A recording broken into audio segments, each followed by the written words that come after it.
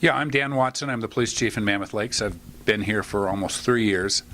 I relocated from Southern California, so moving to a mountain resort has been a big change. One of the things that's been enjoyable is working with Steve Searles. He is his technical position is he's the wildlife specialist for the town of Mammoth Lakes.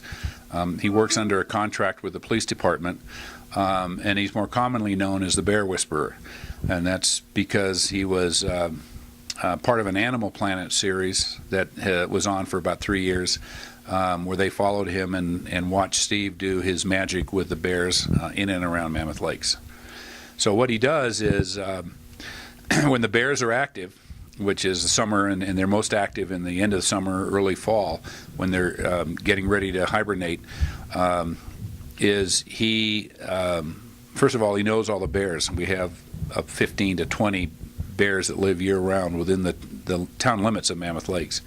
Steve knows them all because he tracks them, he follows them, he watches their behavior, and there's really two big parts of what he does. The first part is educate the public on how humans can coexist with bears in their habitat, which is also our habitat, which is a town in the mountains, in the forest.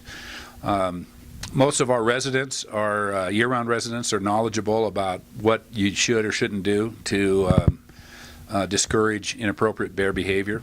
Bad bears are ones that get into cars, break into dumpsters, break into houses looking for food.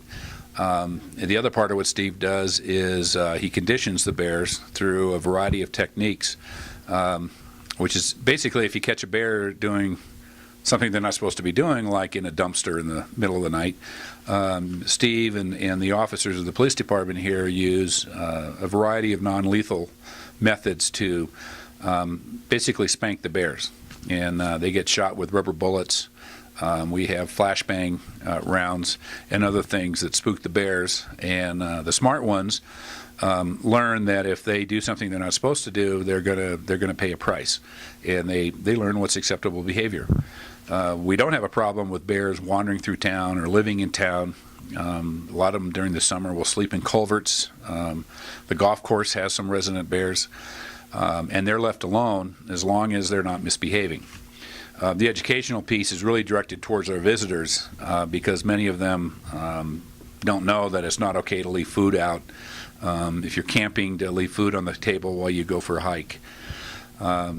So he spends a lot of time dealing with the campgrounds and our fishing areas. In the summertime, we have a number of lakes that are very, very heavily populated by people that are fishing. And bears are pretty smart. So what they like to do is wander the shoreline. If you see a bear, if you're fishing along the shore of a lake and you see a bear walking towards you, most people are going to walk away, which is the right thing to do. But if you've left your stringer of fish there, the bear's going to lunch on your fish. If you left an ice chest, he might try to get into your ice chest. So Steve spends part of his time talking to the people up there what they should or shouldn't do. So it's, again, it's a combination of